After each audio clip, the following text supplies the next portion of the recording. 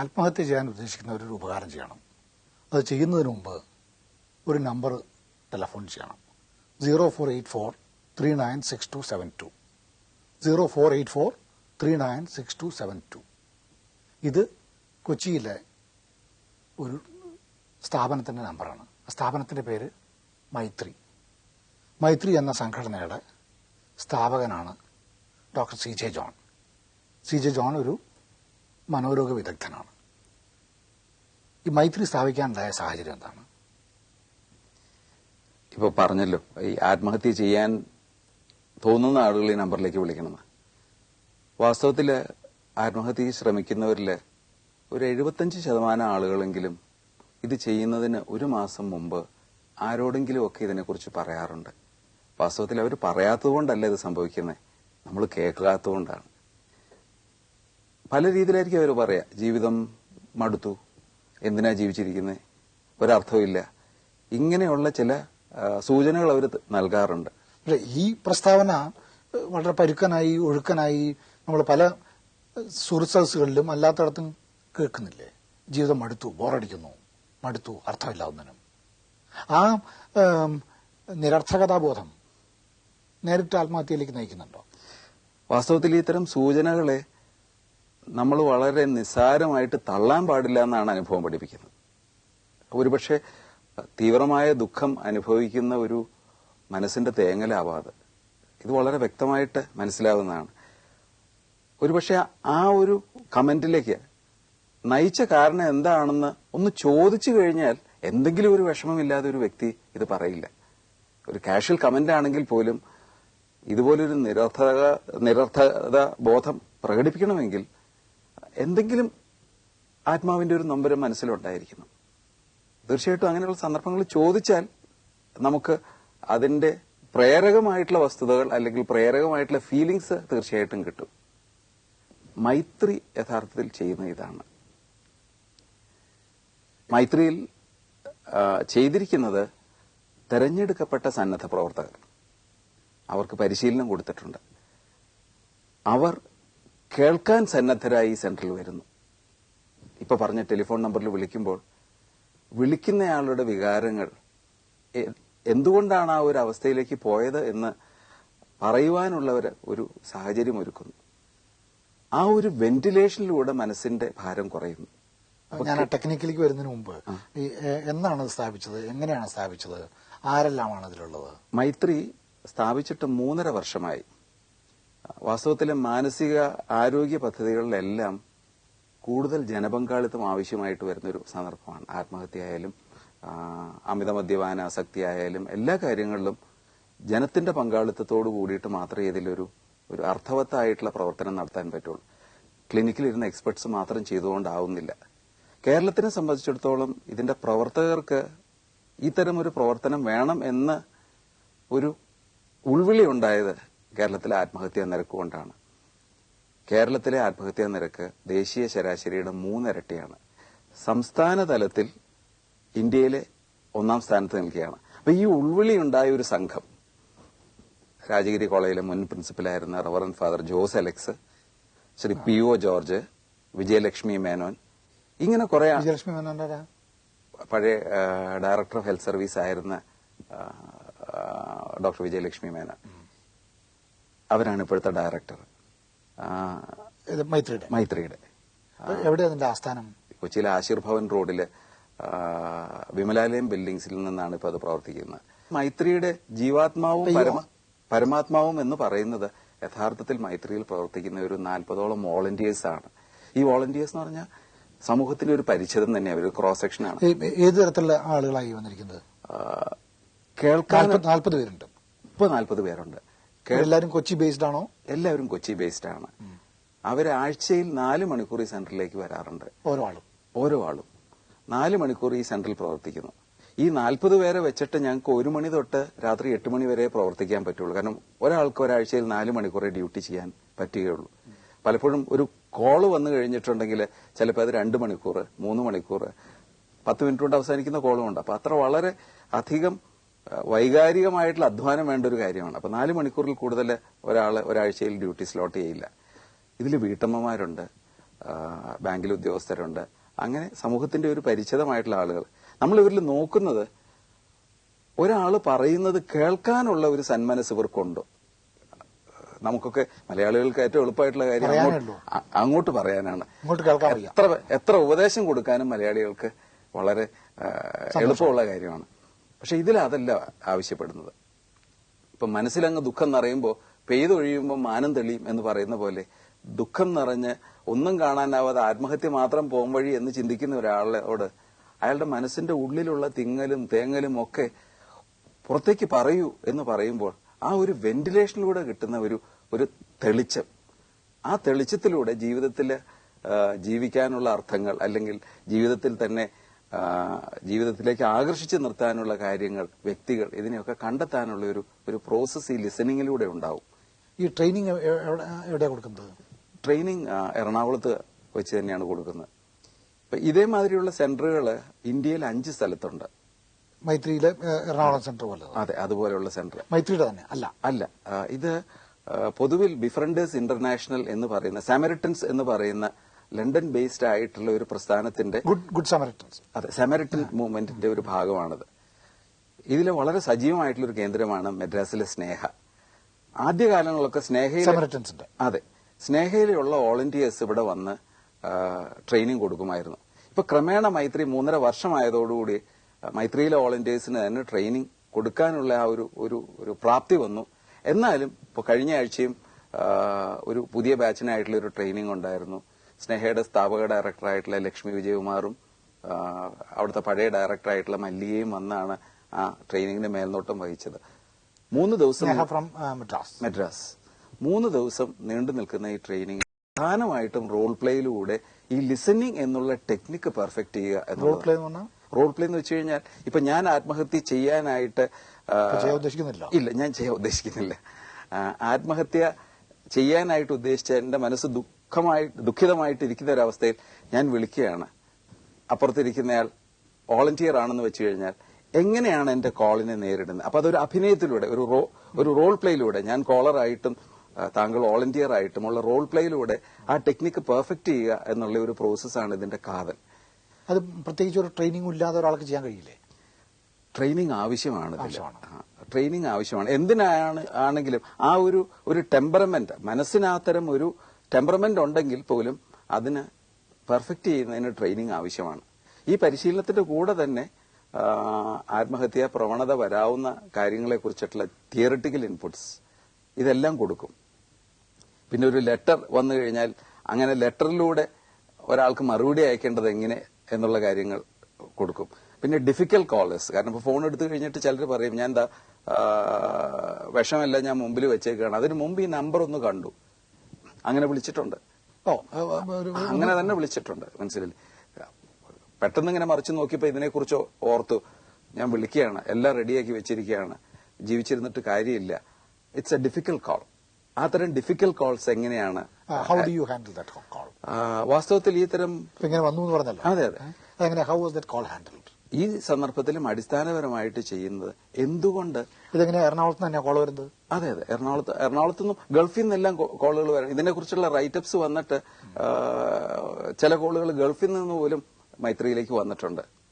അപ്പൊ ഈ തരം ഒരു സന്ദർഭത്തില് അടുത്ത് തയ്യാറാക്കി വെച്ചിരിക്കുന്നത് ഞാൻ കഴിക്കാൻ പോവാണ്, അതിനു മുമ്പ് നിങ്ങളെന്ന് വിളിച്ചു കളയാൻ കരുതി.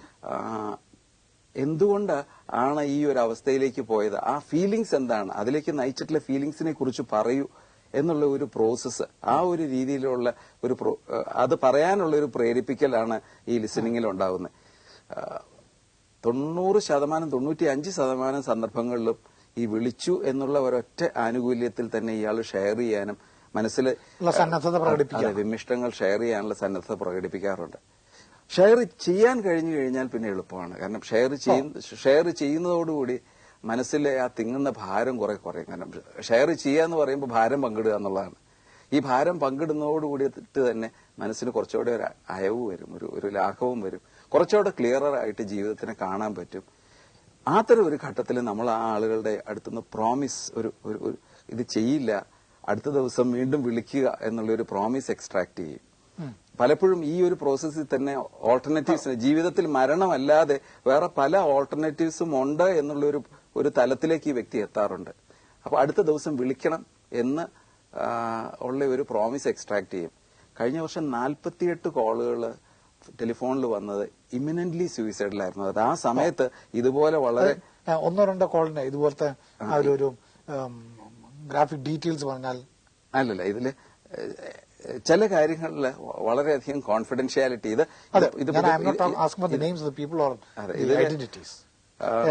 വിളിക്കുന്ന സ്വഭാവം എങ്ങനെയാണ്, എന്താണ് ഭാഷ ഉപയോഗിക്കുന്നത്, ഏത് ഇഡിയം ഉപയോഗിക്കുന്നു, നിങ്ങൾ എങ്ങനെ റെസ്പോണ്ട് ചെയ്യുന്നു, എങ്ങനെയാണ് ഈ ആത്മഹത്യ തടയപ്പെടുന്നത്, ആത്മഹത്യ തടയാവുന്നതാണോ? അതെ. അപ്പൊ ഈ ഒരു പ്രോസസ്സ് കഴിഞ്ഞു കഴിയുമ്പോൾ പ്രോമിസ് നമ്മൾ എക്സ്ട്രാക്ട് ചെയ്യുന്നു. ഈ 48 കോളില് ഈ 48 പേര് തിരിച്ചു വിളിച്ചിരുന്നു എന്നുള്ളതാണ് മൈത്രിയുടെ ഒരു സക്സസ്. ഈ അനോണിമിറ്റിയുടെയും കോൺഫിഡൻഷ്യാലിറ്റിയുടെയും കാര്യം എടുത്തു പറയുന്നത്, ഇപ്പൊ വിളിക്കുന്നയാള്, ഇപ്പൊ ഞാൻ പ്രശസ്തനായിട്ടുള്ള ഒരാളാണ് വിളിക്കുന്നത്, ആള് പേര് പറയണമെന്നില്ല, പേര് പറയണമെന്നില്ല. മൈത്രിയെ സംബന്ധിച്ചിടത്തോളം മൈത്രിയിലേക്ക് വിളിക്കുന്നയാള് പേര് പറയണമെന്നില്ല, ആരും ആവാം. കാരണം സംസാരിക്കാൻ വേണ്ടിയിട്ട് ഒരു പേര് പറയൂ, നിങ്ങൾ ആരാണെന്ന് പറയണത്, അത് നിങ്ങളെ ബാധിക്കുന്ന പ്രശ്നം എന്താണ് എന്ന് പറയുക എന്നുള്ളത് മാത്രമേ നമ്മൾ ആവശ്യപ്പെടാറുള്ളൂ. അപ്പൊ ആ തലത്തിൽ കോളർക്ക് കോൺഫിഡൻഷ്യാലിറ്റി പാലിക്കാം. ചില സന്ദർഭങ്ങളിൽ വോളണ്ടിയർക്ക്, കാരണം ഇതിൽ വോളണ്ടിയർ ആവുന്ന ആളും പുറത്ത് പറഞ്ഞു നടക്കും പറ്റില്ല. കാരണം ഞാൻ മൈത്രിയിലെ വോളണ്ടിയർ ആണ് എന്ന് പറഞ്ഞു നടക്കാൻ അത് വീമ്പടിക്കാനുള്ള ഒരു വേദിയല്ല. അപ്പൊ ഈ ഒരു രീതിയിൽ ആണ് ഇത് കൈകാര്യം ചെയ്യുക. ഒരിക്കൽ ഒരു പ്രത്യേക സാഹചര്യത്തിൽ വെച്ച് ഒരു സുഹൃത്തും ഒരു വ്യക്തിയും കൂടി ഇരിക്കുമ്പോൾ കൈ മുറിച്ചിട്ട് കൈയിൽ നിന്ന് ബ്ലീഡ് ചെയ്തൊരിക്കൽ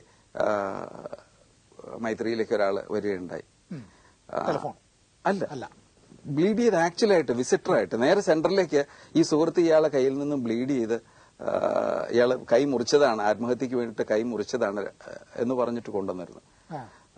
അതിലും നമ്മൾ ചെയ്യുന്ന ഈ ഒരു ടെക്നിക്ക് ബിഫ്രണ്ടിങ് എന്ന് പറയുന്ന ഒരു ടെക്നിക്കാണ്. നമ്മൾ ഒരു സുഹൃത്തിനെ പോലെ, മൈത്രി എന്നുള്ള വാക്കിന്റെ അർത്ഥം തന്നെ ഒരു സൗഹൃദം എന്നുള്ളതാണ്. ഒരു സുഹൃത്തിനോട് തുറന്നു പറയുന്ന പോലെ നിങ്ങളെ ഈ ഒരു അവസ്ഥയിലേക്ക് പ്രേരിപ്പിച്ച കാര്യങ്ങൾ എന്താണ് എന്ന് പറയുന്ന ഒരു പ്രോസസ്സിലൂടെ അയാൾക്കൊരു സമാധാനം വന്നു. അടുത്ത ദിവസം വരണം എന്ന് മൈത്രിയിലെ അന്ന് ഡ്യൂട്ടിയിലുണ്ടായിരുന്ന വോളണ്ടിയർ ആവശ്യപ്പെടുകയും അടുത്ത ദിവസം അയാൾ വന്നു. അടുത്ത ദിവസം അയാൾ വന്ന് എന്നെ ആവേശിച്ചിരുന്ന ആ ആത്മഹത്യാ ചിന്ത മാറി എന്ന് പറഞ്ഞ് പോവുകയുണ്ടായി. എന്തായിരുന്നു ഈ പ്രത്യേക, എക്സ് എന്ന് വിളിക്കാം, ഹരി എന്ന് വിളിക്കാതെ ആളെ, ഇതിൽ നമ്മൾ അതിന്റെ ഒരു സൂക്ഷ്മാംശങ്ങളിലേക്ക് പോകുമ്പോൾ അതിലുള്ള ഒരു പ്രശ്നം എന്താണെന്ന് വെച്ചാൽ ഈ ആളും ഈ പരിപാടി കണ്ടുകൊണ്ടിരിക്കുകയായിരിക്കും. എന്നെ കുറിച്ച് ഇത് പറഞ്ഞല്ലോ എന്നുള്ള ആ ഒരു വിഷമം പോലും ഇതിൽ ഒഴിവാക്കേണ്ടതാണ് എന്നുള്ളത്. പിന്നെ ആത്മഹത്യ ടിപ്പിക്കൽ കേസ് എടുക്കുകയാണെങ്കിൽ ഈ തോന്നുന്ന ആൾ വിളിക്കുകയാണെന്നുണ്ടെങ്കിൽ ഒരുപക്ഷെ അത് ചെയ്യാൻ ഉദ്ദേശമില്ല എന്നല്ലേ? അങ്ങനെ പറയാൻ പറ്റില്ല. ഒരുപക്ഷെ ആ വിളി ഉണ്ടായി ഈ തരത്തിലുള്ള ഒരു ഷെയറിംഗ്, പങ്കുവെക്കൽ ഉണ്ടായില്ല എങ്കിൽ അതിലേക്ക് പോകും. കാരണം അതാണല്ലോ നമ്മൾ ആദ്യമേ പറഞ്ഞ പോലെ 75% ആളുകളും ആരോടെങ്കിലും ഒക്കെ പറയുകയുണ്ടായി. കാരണം ആശുപത്രിയിൽ വരുന്ന ആളുകൾ അത് പറയുകയുണ്ടായി. ആ സന്ദർഭങ്ങളിൽ മൈത്രി പോലെയോ അല്ലെങ്കിൽ സ്വന്തം വീട്ടിലോ ഇതുപോലൊരു സൗകര്യം ഉണ്ടായിരുന്നെങ്കിൽ ഒരുപക്ഷെ ഈ ആത്മഹത്യയിലേക്ക് പോയില്ലായിരുന്നു. ഞാൻ അങ്ങനെ പറഞ്ഞിരുന്നു, എനിക്ക് വിഷമങ്ങൾ ഉണ്ടായിരുന്നു എന്ന് പറയുന്ന ആ ഒരു ഘട്ടത്തിൽ ഇതുപോലെ അനുകമ്പാപൂർവ്വം കേൾക്കുന്ന ഒരു സംവിധാനം ഉണ്ടായിരുന്നെങ്കിൽ ഒരുപക്ഷെ ഈ ആത്മഹത്യയിലേക്ക് എത്തില്ലായിരുന്നു. പക്ഷെ പരിചയമില്ലാത്ത ഒരു ടെലിഫോൺ ശബ്ദം മാത്രം അതിലൂടെ പ്രവഹിക്കുന്ന അനുകമ്പ കൊണ്ട് മാറ്റിക്കളയാവുന്ന വികാരങ്ങൾ മാത്രമേ അയാളുടെ മനസ്സിൽ തിങ്ങിയിട്ടുള്ളെങ്കിൽ ആ വികാരങ്ങളുടെ സാന്ദ്രത വളരെ കുറച്ചല്ലേ ഉള്ളൂ. അങ്ങനെ പറയാൻ പറ്റില്ല. കാരണം ഒരു ദുഃഖം അനുഭവിക്കുന്ന വ്യക്തിക്ക് ഒരു കച്ചിത്തുരുമ്പും പിടിച്ചു തൂങ്ങാനുള്ള ഒരു ആശ്രയമാണ്. കാരണം ആ ദുഃഖത്തിന്റെ തീവ്രതയിലൂടെ കടന്നു പോകുന്ന ആ ഒരു അവസ്ഥയിലേ അത് മനസ്സിലാകാൻ പറ്റുള്ളൂ. കാരണം എന്തായാലും ഒരാശ്രയം, ഒരു സഹായം, അത് ഏത് ഭാഗത്തുനിന്ന് വന്നാലും അത് അയാൾക്ക് ഗുണം ചെയ്യും.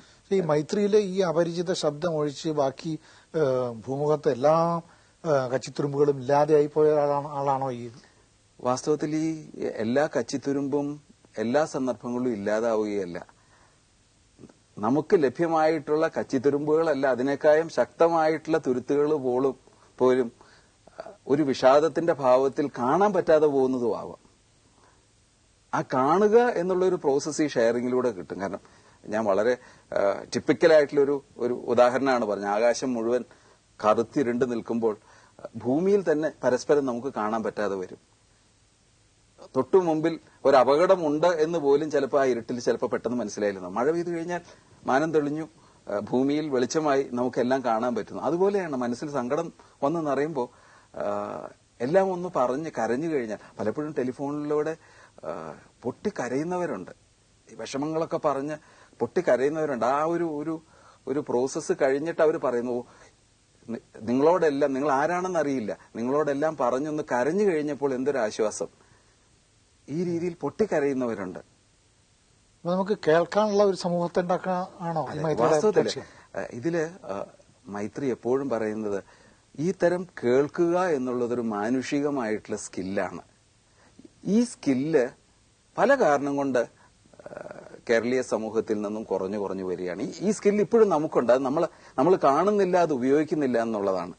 അപ്പൊ ഈ ഒരു സ്കില്ലിനെ സ്ഥാപനവൽക്കരിക്കുകയല്ല മൈത്രി ചെയ്യുന്നത്.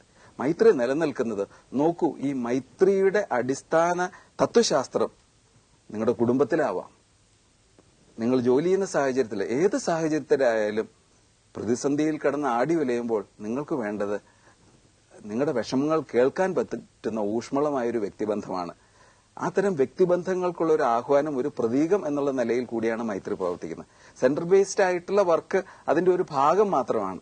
മൈത്രിയെ കുറിച്ചിട്ടുള്ള എല്ലാ കാര്യങ്ങളിലും നമ്മൾ പറയുന്ന ഒരു കാര്യമാണ്, നോക്കൂ, സമൂഹത്തിൽ ഇത് കുറഞ്ഞു വരികയാണ്. ഇതാണ് നാം വീണ്ടെടുക്കേണ്ടത്. നമ്മെ ബാധിക്കുന്ന ഒരുപാട് പ്രശ്നങ്ങളുടെ പരിഹാരം ഇതിൽ നിന്നുണ്ടാവും. എന്തുകൊണ്ട് കുട്ടികൾ മയക്കുമരുന്നിലേക്ക് പോകുന്നു? എന്തുകൊണ്ട് ചിലർ അമിത മദ്യപാനത്തിലേക്ക് പോകുന്നു? എന്തുകൊണ്ട് ചിലർ ആത്മഹത്യയിലേക്ക് പോകുന്നു? വിവാഹമോചന നിരക്കിനെ കുറിച്ചിട്ട് ഇപ്പോൾ അടുത്ത കാലത്ത് നമ്മൾ കേൾക്കുന്നുണ്ട്. കേരളത്തിൽ ധാരാളം വിവാഹമോചനങ്ങൾ നടന്നുകൊണ്ടിരിക്കുകയാണ്. എന്തുകൊണ്ട് ഇത് സംഭവിക്കുന്നു? കേൾക്കാനുള്ള ഒരു സന്മനസ് കുറഞ്ഞു വരികയാണ്. ഇതിൽ ഈ മൈത്രിയുടെ സന്നദ്ധ സേവകനാവണമെങ്കിൽ എന്താ ചെയ്യേണ്ടത്? മൈത്രിയുടെ സന്നദ്ധ ആരാണ് അതിന് പ്രാപ്തനായിട്ടുള്ള ആള്? ആർക്കും ചേരാം? ഇല്ല, അങ്ങനെയല്ല. ഇതില് താല്പര്യമുള്ള ആളുകൾ മൈത്രിയിലേക്ക് എഴുതി കഴിഞ്ഞ് ഒരു വളരെ വിശദമായിട്ടുള്ള ഒരു ബയോഡാറ്റ ഫോം ഫില്ല് ചെയ്യുന്നുണ്ട്. അതിനുശേഷം പരിചയസമ്പന്നനായിട്ടുള്ള ഒരു വോളണ്ടിയറുമായിട്ട് ഏതാണ്ട് 1 മണിക്കൂർ 1.5 മണിക്കൂറുള്ള ഒരു ഇന്ററാക്ഷൻ സെഷനുണ്ട്. ഈ ഇന്ററാക്ഷൻ സെഷനിലൂടെ പരസ്പരം ഈ വ്യക്തിക്ക് സ്വയമേ താൻ ഇതിന് പ്രാപ്തനാണോ എന്നുള്ളൊരു കണ്ടെത്തലാണ് ഈ പ്രോസസ്സ്. ഇതിനെ സംബന്ധിച്ചുള്ള എല്ലാ കാര്യങ്ങളും അപ്പൊ നമ്മൾ ഈ വ്യക്തിയായിട്ട് ഷെയർ ചെയ്യും. കാരണം ഇതൊരു പൊങ്ങച്ചത്തിനുള്ളതല്ല, ഇതൊരു ക്ലബ് മെമ്പർഷിപ്പ് പോലെയല്ല, ഇതിനൊരു രഹസ്യ സ്വഭാവമുണ്ട്, നിങ്ങളിൽ നിന്ന് ഞാൻ പ്രതീക്ഷിക്കുന്ന ഇതാണ്. ഇങ്ങനെയുള്ള ചില കാര്യങ്ങൾ പറഞ്ഞുകൊടുത്ത് ആ ടെമ്പറമെന്റ് ഉണ്ടോ എന്ന് അയാൾക്ക് കൂടെ പൂർണ്ണമായിട്ട് ബോധ്യപ്പെട്ടതിന് ശേഷമാണ് ഇതിലേക്ക് വരിക. അപ്പൊ ആ ഒരു പ്രോസസ്സിൽ തന്നെ പറ്റാത്ത ആളുകൾ അതിൽ നിന്ന് വിട്ടുപോകാറുണ്ട്. അപ്പൊ അങ്ങനെ ഡോക്ടർ, ഈ വേറെ ആരും ഒരിക്കലും അറിയാനിടയില്ലാത്ത ഒരു സേവനം ചെയ്യാൻ തയ്യാറായിട്ട് ആളുകൾ ഉണ്ടെന്നാണ് ഉണ്ടല്ലോ, 40 പേരുണ്ട്. കാരണം ഞാൻ പറഞ്ഞല്ലോ, മൈത്രിയെ സംബന്ധിച്ചിടത്തോളം, നമുക്ക് എല്ലാവരെയും സംബന്ധിച്ചിടത്തോളം ഇങ്ങനെ 40 പേരുണ്ട് എന്നുള്ളതാണ് നമുക്ക് വലിയ സന്തോഷകരമായിട്ടുള്ള വസ്തുത. ഇത് തുടങ്ങിയ കാലത്ത് ഇതിന്റെ ചർച്ചകൾക്കായിട്ട് ഹൈദരാബാദിൽ ഒരു സെന്റർ ഉണ്ട്. സ്നേഹയിലൊക്കെ ഞാനും PO ജോർജൊക്കെ ഇതിനു വേണ്ടിയിട്ട് ആക്ച്വലായിട്ടുള്ള സെന്ററുകൾ കണ്ടു പഠിക്കാൻ വേണ്ടിയിട്ട് പോയിരുന്നപ്പോൾ ഞങ്ങൾക്കെല്ലാം ഉണ്ടായിരുന്ന ഒരു സംശയം ഇതാണ്: കേരളം പോലെ വളരെ വ്യക്തിഗതമായിട്ട് ചിന്തിക്കുന്ന ഒരു സമൂഹമുള്ള സ്ഥലത്ത് 4 മണിക്കൂർ സ്വന്തം പോക്കറ്റിൽ നിന്നും കാശും എടുത്ത് വരാനായിട്ട് ആളുണ്ടാവൂ എന്നുള്ള സംശയം പറഞ്ഞതിൽ ഒരാൾ ഞാനുമാണ്. പക്ഷെ ഉണ്ടായി.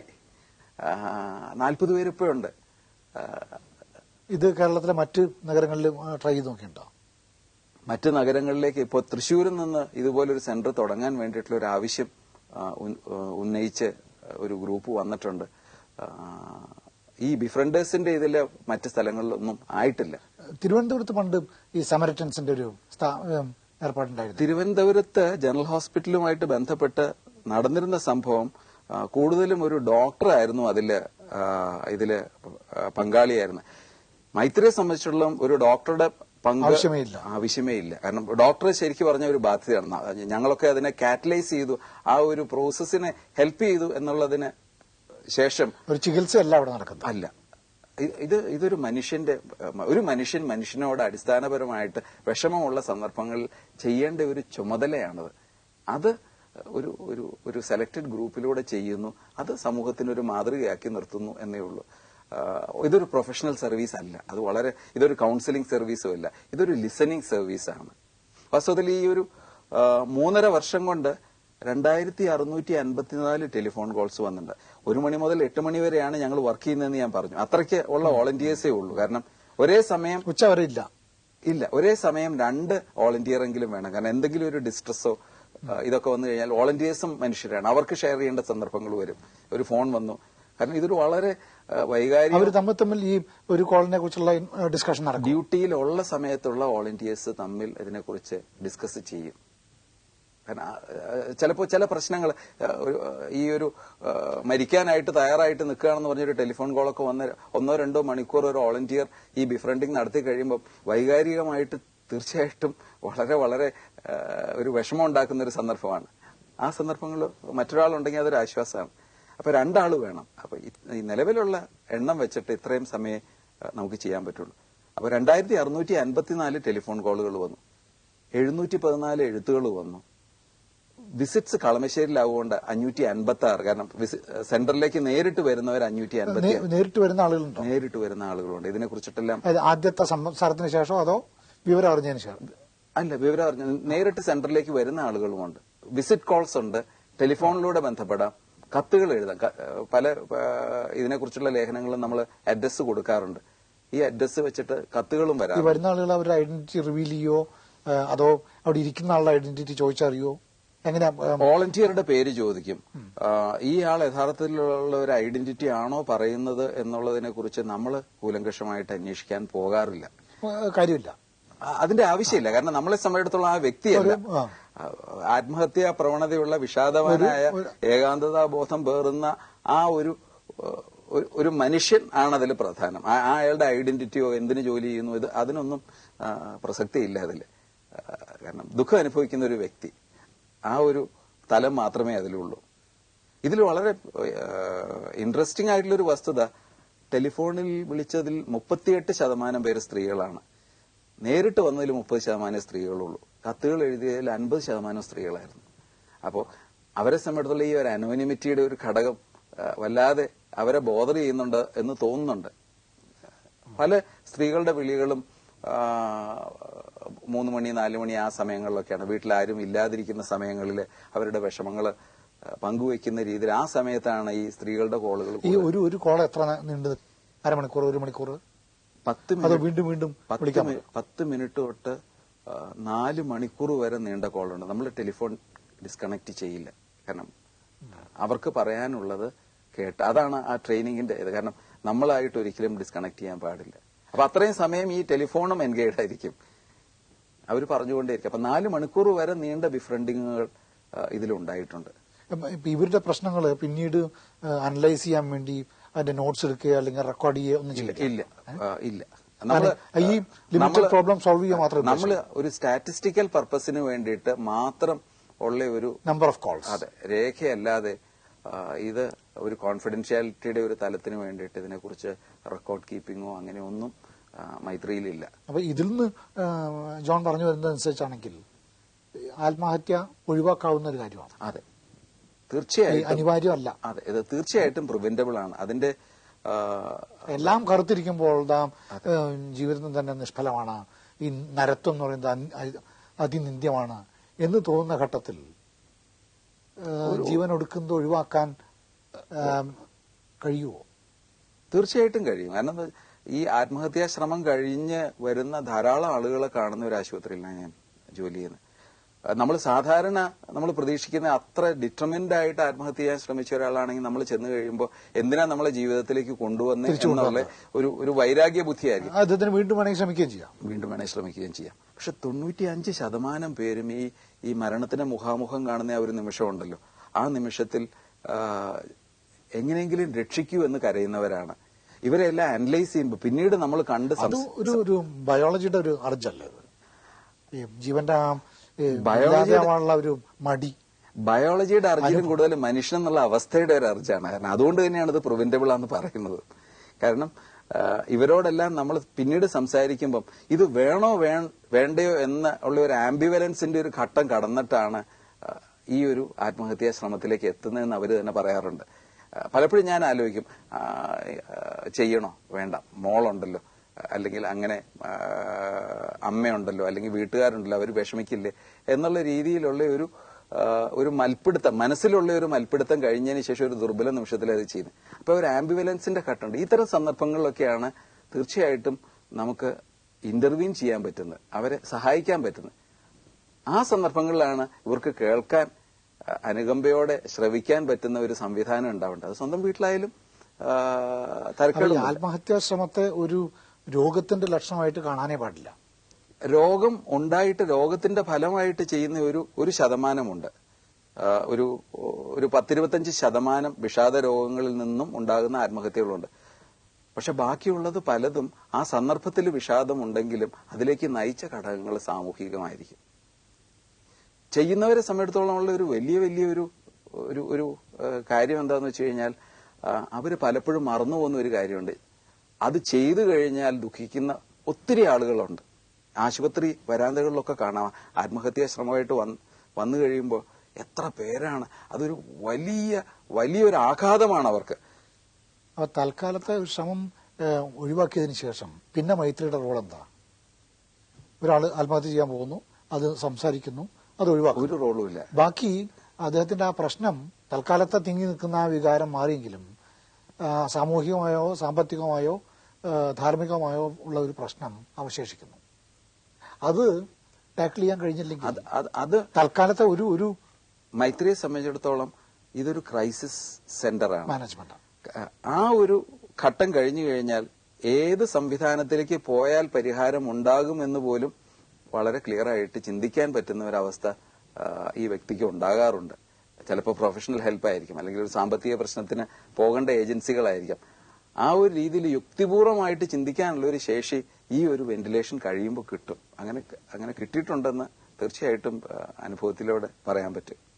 എന്താ കേരളത്തിൽ ഈ ആത്മഹത്യയുടെ പ്രേരണയായിട്ട് അധികം കണ്ടുവരുന്നത്? കേരളത്തെ സംബന്ധിച്ചിടത്തോളം കഴിഞ്ഞ ഒരു 10-15 വർഷമായിട്ട് അമ്പരപ്പിക്കുന്ന സാമൂഹിക മാറ്റങ്ങൾ നടന്നിട്ടുണ്ട്. വളരെയധികം കാര്യങ്ങൾ ഇതിന് പറയാറുണ്ട്. ഒന്ന്, നമ്മള് സാക്ഷരതയിൽ മുമ്പിലാണെങ്കിലും ഈ സാക്ഷരതയ്ക്ക് ജീവിത വീക്ഷണമില്ലാത്ത സാക്ഷരതയാണ്. It's literacy without life orientation. കുട്ടികളുടെ എല്ലാം അപ്ബ്രിങ്ങിങ്ങിലെല്ലാം വളർത്തലിലെല്ലാം ഈ അപാകതകൾ നേളിക്കാറുണ്ട്. നമ്മളൊരു എന്താ പറയാ, കുട്ടികളെ പോലും ഒരു ആട് തേക്ക് മാഞ്ചിയം എന്നുള്ള നിലയിൽ ഒരു ഇൻവെസ്റ്റ്മെന്റ് ആയിട്ടാണ് വളർത്തുന്നത്. അറിഞ്ഞോ അറിയാതെ വന്നു പോവാതെ 10, 20, 25 വർഷം കഴിയുമ്പോൾ ഏതെങ്കിലും ഒരു പ്രൊഫഷണൽ കോഴ്സിലോ മറ്റോ കയറി കൃത്യമായിട്ട് നമുക്ക് വരുമാനം തരുന്ന ഒരു സാധനമായിട്ട് നമ്മൾ കുട്ടികളെ വളർത്താൻ തുടങ്ങുന്നു. പിന്നെ സാമൂഹികമായിട്ടുള്ള കുടുംബ ബന്ധങ്ങളിൽ ഒരുപാട് വ്യത്യാസങ്ങൾ വന്നിട്ടുണ്ട്. വ്യക്തിബന്ധങ്ങൾ കുറഞ്ഞു, കുടുംബത്തിന്റെ അകത്തുള്ള ആശയവിനിമയങ്ങൾ കുറഞ്ഞു, പുതിയ ചില ലൈഫ് സ്റ്റൈൽ ജീവിതശൈലിയുടെ പ്രശ്നങ്ങൾ നമ്മുടെ കേരള സമൂഹത്തിലേക്ക് ചേക്കേറി, അമിത മദ്യപാനം കൂടി. ഇപ്പൊ അടുത്തിടയ്ക്ക് തന്നെ പത്രത്തിലെല്ലാം റിപ്പോർട്ട് കണ്ടിരുന്നല്ലോ, കേരളം പഞ്ചാബിനെ കവച്ചു വെച്ചു പെർ ക്യാപിറ്റ ആൽക്കഹോൾ കൺസംഷനിൽ. ഈ അമിത മദ്യപാനിയായിട്ടുള്ള ഒരു കുടുംബനാഥൻ എന്ന് പറയുന്നത് തന്നെ ഒരു കുടുംബത്തിന്റെ ശൈഥില്യത്തിന്റെ ഒരു പ്രധാന കാരണമാണ്. അത്തരം കുടുംബങ്ങളിലെ കുട്ടികൾ വൈകല്യമുള്ളവരായിട്ട് വളരും, അമ്മമാർക്ക് വിഷാദം ഉണ്ടാവും, അവർക്ക് ആത്മഹത്യാ ചിന്തകൾ ഉണ്ടാവും. ഇങ്ങനെയുള്ള പല പ്രശ്നങ്ങളും അതിന്റെ കൂടെ വരുന്നുണ്ട്. പിന്നെ നമ്മുടെ നാടിന്റെ കമ്പോളവൽക്കരണം, ഇതൊരു വലിയ അപകടം പിടിച്ച ഇതാണ്. കാരണം നമ്മുടെ വരവിനേക്കാൾ കൂടുതൽ ചെലവ് ചെയ്യുന്ന ഒരു ഉപഭോഗ സംസ്കാരത്തിൽ നമ്മൾ പിടിപെട്ട് മിക്കവാറും ഒരു മിഡിൽ ക്ലാസ് കുടുംബങ്ങളെല്ലാം ഒരു കാറ്റിന്റെ വർജില എപ്പോഴും ഓടിക്കൊണ്ടിരിക്കും. ജീവിതം തീർത്തും ദുസ്സഹമാവുമ്പോൾ ഇനി അതിനെ സഹനീയമാക്കാൻ കഴിയില്ല എന്ന് വരുന്ന ഘട്ടത്തിൽ മരണം കൂടുതൽ സ്വാഗതം അർഹമായി തോന്നുമ്പോൾ മരണത്തെ കൂടുതൽ ഒരു സൗകര്യപ്പെടുത്താൻ എന്തെങ്കിലും സംവിധാനം ഉണ്ടാക്കിക്കൂടെ? അതും പറ്റില്ല. കാരണം എന്താന്ന് വെച്ച് കഴിഞ്ഞാല് ഈ ഒരു അവസ്ഥയിൽ ഇപ്പോ എല്ലാ ആത്മഹത്യകളും തടയാൻ നോക്കില്ല. ഇപ്പോ നമ്മള് ഒരു ഏകദേശം ഇത് വെച്ച് നോക്കുകയാണെങ്കിൽ ഒരു 90% ആത്മഹത്യകളിലും തടയാവുന്ന ഒരുപാട് ഘടകങ്ങളുണ്ടാവും. 10% ആത്മഹത്യകളിൽ ഈ പറഞ്ഞ മാതിരിയുള്ള ഘടകങ്ങൾ ഉണ്ടാകാം. പക്ഷെ എന്നിരുന്നാലും ഈ 10% വേണ്ടി അത് പ്രോത്സാഹിപ്പിക്കുക എന്ന് പറയുമ്പോൾ 90% കൂടി ഈ ഒരു പ്രവണതയിലേക്ക് സ്വാഗതം ചെയ്യുന്ന ഒരു അവസ്ഥയാവും. അത് ഒരിക്കലും പറ്റില്ല. എന്ന് പറഞ്ഞാൽ മാനമായിട്ട് മരിക്കാൻ നിവൃത്തിയില്ല എന്നുള്ള സ്ഥിതി വരില്ല. മാനമായിട്ട് മരിക്കുക എന്നുള്ളൊരവസ്ഥ ഒരുപക്ഷെ മരണാസന്നനായ ഒരു രോഗിയെ സംബന്ധിച്ചിടത്തോളം പ്രസക്തമായിട്ടുള്ള ഒരു ചർച്ചയാണ്. മരണത്തിനുള്ള ക്ലിനിക്കിനേക്കാൾ കൂടുതൽ ഒരുപക്ഷെ ആവശ്യമുള്ളത് മൈത്രിയാവും. മൈത്രി എന്ന് പറയുന്നത് ഞാൻ തുടക്കത്തിൽ പറഞ്ഞ ഒരു മൈത്രി സ്ഥാപനവൽക്കരിക. ഈ മൈത്രി എന്ന് പറയുന്ന സങ്കല്പം നമ്മുടെ സമൂഹത്തിൽ വേണ്ടതാണ്. ആ സമൂഹത്തിൽ ഇത് വേണം എന്നുള്ള ഒരു സന്ദേശം മാത്രമാണ് ഈ ഓർഗനൈസേഷൻ തരുന്നുള്ളൂ. മൈത്രി തന്നെയാണ് വേണ്ടത് ആ അർത്ഥത്തിൽ, മനുഷ്യർ തമ്മിലുള്ള മൈത്രി.